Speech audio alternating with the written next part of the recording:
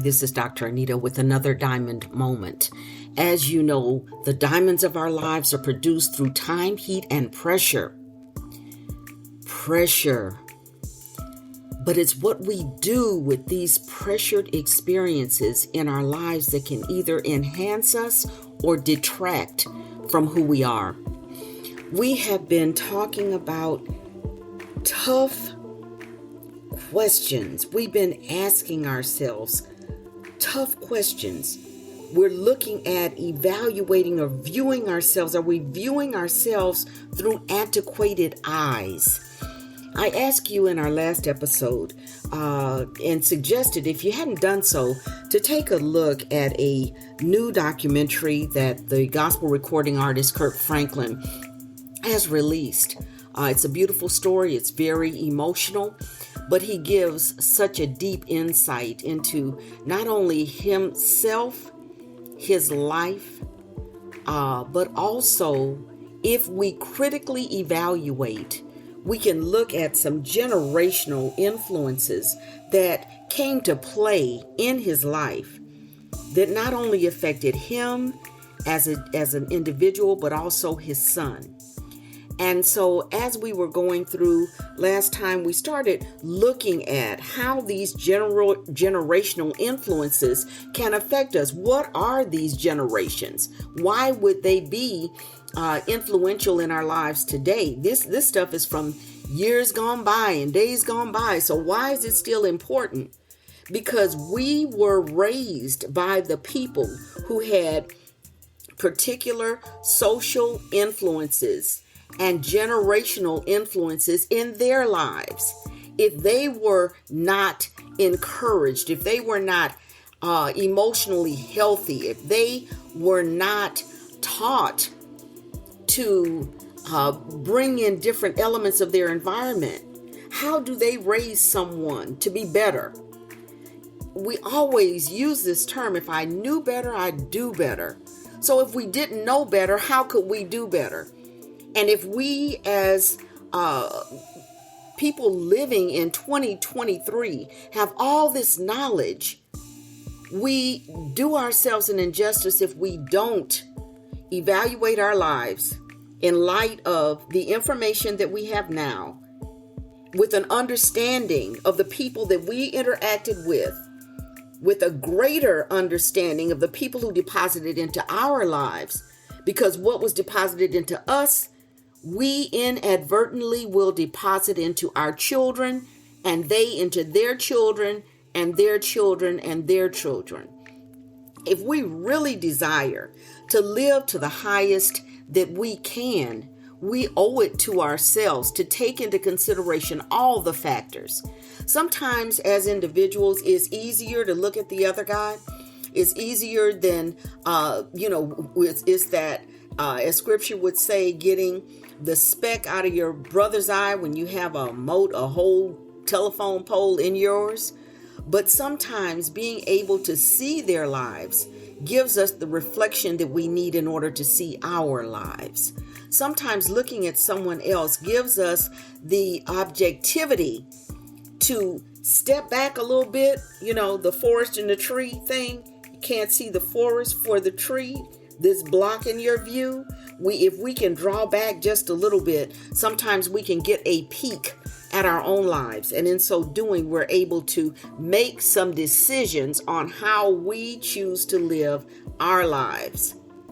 So the last time we were talking about this, we didn't get very far. I basically just kind of highlighted for you what these generations are: lost generation, greatest generation, the silent generation, baby boomers, Generation X, millennials, Generation Z, Generation Alpha. So we just kind of ran through that briefly.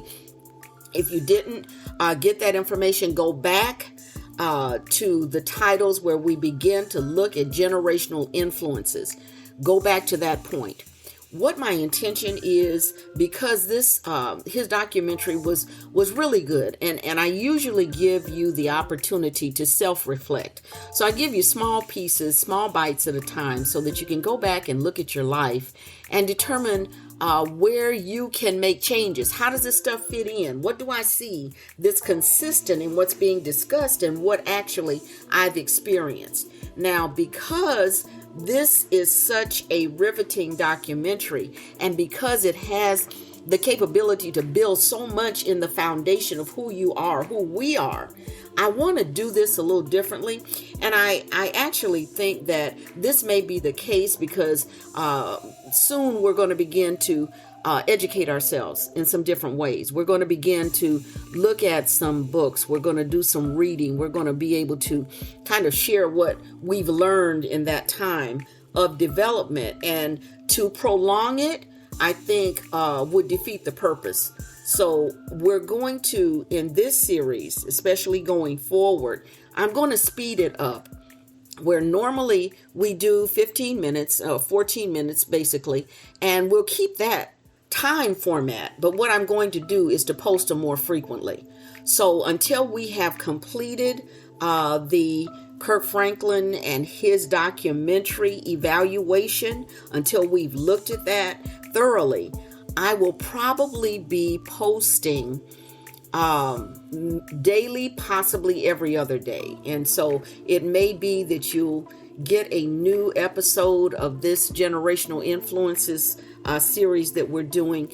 And we may do that Monday, Wednesday, Friday, Monday, Wednesday, Friday. So I'm just kind of going through to see how that works. But I do want you to have the time and opportunity to digest some of this, to think it through, to look at your own life, and to critically evaluate your thinking and what may have been hindering you in reaching your goals, and being able to really discern who you were meant to be, being able to distinguish positive and negative influences in your life. Who are you listening to? And again, looking back at these different generational influences to determine how you will live your life today, because that directly affects how your children live, and in turn how their children will live, and their children will live generations down.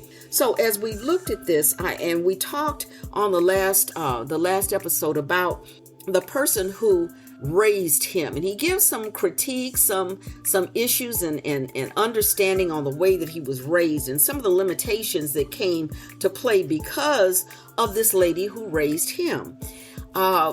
Given the generation that he was 4 years old and she was already 60 at this time, we could look at it in terms of a Gen X person, which is who he is, 52 years old, Generation X. And his mother would have been a baby boomer, but it would have been a person about a grandmother's age. So now he is being raised by a person who, for all intents and purposes, came from that silent generation. The one thing that we know about the silent generation is specifically the name, which is they were silent. They didn't tell you anything about anything about anything. And we talked about why. Because the silent generation, in many instances, were their parents was a lost generation. These are folks coming straight out of Reconstruction. These are people that are still dealing with the Wild Wild West.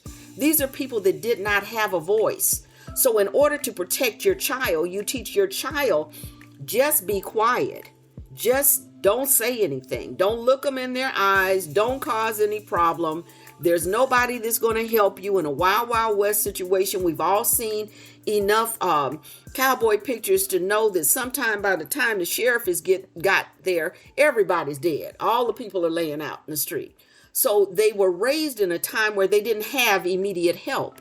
If they came about in that time of Reconstruction, this is a time when the Ku Klux Klan was live and moving around, much more so than they are today. And so when we look at that, we understand that people were under duress. They could not speak out.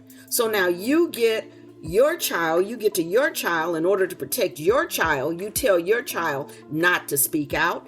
Her child or children's generation, had she had any, would have been that baby boomer generation. So now you give your child, because times have changed, the opportunity to speak out. We talked about the fact that baby boomers were the ones that were leading the peace demonstrations and marching in the street and protesting the Vietnam War and determining who they were going to be. I'm black and I'm proud and all of that.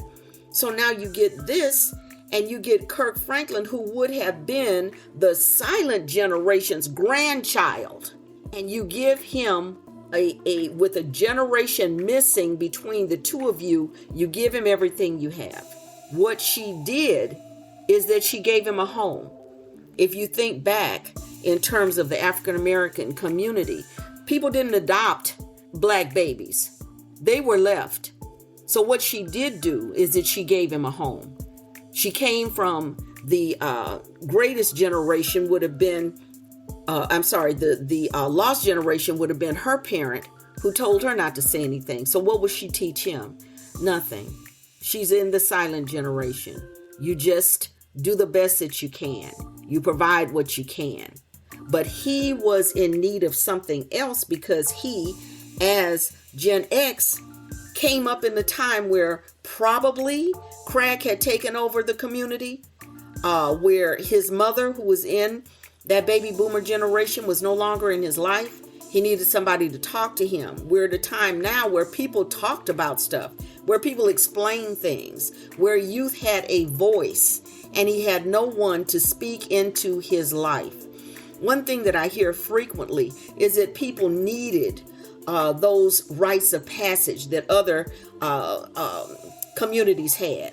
The way that the Jewish community ushers their youth into adulthood, the way that the Hispanic community issues their youth into adulthood, we didn't have. He didn't have a person to speak into his life. And as a result, he made some really glaring mistakes that were his son had to live with, and also mistakes that he is still going through now.